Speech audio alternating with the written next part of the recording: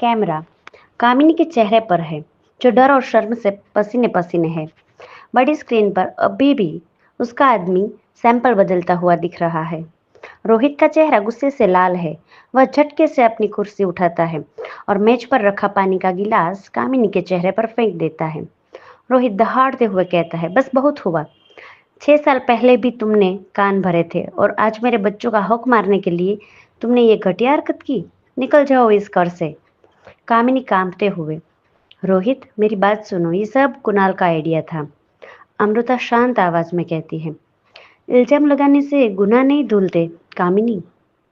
रोहित वसीयत के कागजात तैयार है, साइन कीजिए या फिर अदालत में पूरी दुनिया के सामने ये वीडियो देखिए। रोहित कांपते हाथों से पेन उठाता है। वह अमृता की तरफ देखता है। उसकी आंखों में माफी की भीख है, लेकिन अमृता की नजरें पत्थर जैसी सख्त है। रोहित साइन कर देता है।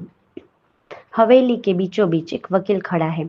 वह वसीयत पढ़ रहा है। वकील कहता है, आज से मारवा इंडस्ट्रीज और इस हवेली का आधा हिस्सा रिया मारवा और आर्यन मारवा का है और उनकी लीगल गार्डियन होने के नाते डॉक्टर अमृता यानी कि अनिका के पास सारे फैसले लेने का अधिकार होगा।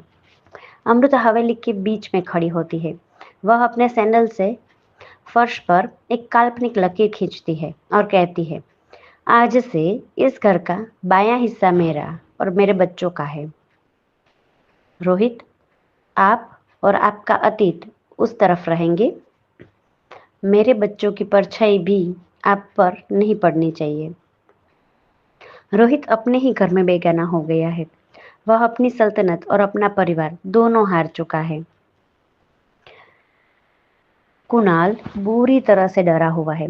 उसे पता है कि वसीयत साइन होते ही उसका सारा प्रभाव खत्म हो गया है। तभी उसके पास एक नकाबपोश आदमी आता है। यह वही दी गार्डियन है जो अब तक अमृता की मदद कर रहा था, लेकिन उसका चेहरा अभी भी ढका है। कुणाल कहता है, तुम कौन हो? तुमने अनिका की मदद क्यों की? गार्डियन गहरी आवाज में कहता है, मैं अनिका की मदद नहीं कर रहा था, मैं रोहित को बर्बाद कर रहा था।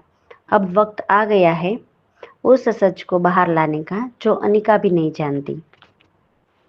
गार्डियन कुणाल को एक पुरानी तस्वीर दिखाता है। कुणाल की आंखें फटी की फटी रह जाती है। अमृता रिया और आर्यन को सुला रही है। तभी छोटा आर्यन अमृता का हाथ पकड़ता है।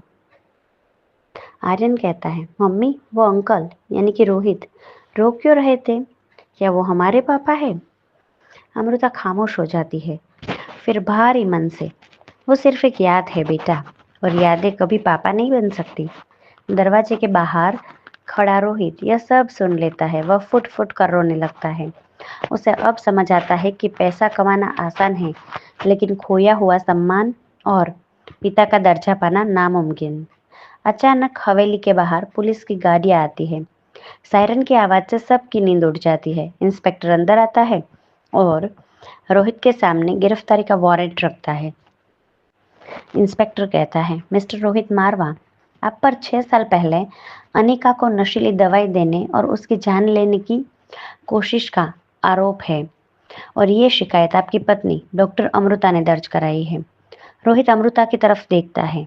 अमृता बालकनी में खड़ी है। हाथ में वही पुरानी शादी की तस्वीर है जिसे वह अब आग के हवाले कर देती है। जैसे ही पुलिस रोहित को ले जाने लगती है, द गार्डियन साए से बाहर आता है। बिजली कड़कती है और उसका चेहरा दिखता है। वह कोई और नहीं बल्कि रोहित का सग्गा छोटा भाई है, जो सालों पहले घर छोड़कर चला गया था। आगे क्या होता है जानने के लिए सुनते रहे अधूरी शादी ऑन फ्री स्टोरी FM।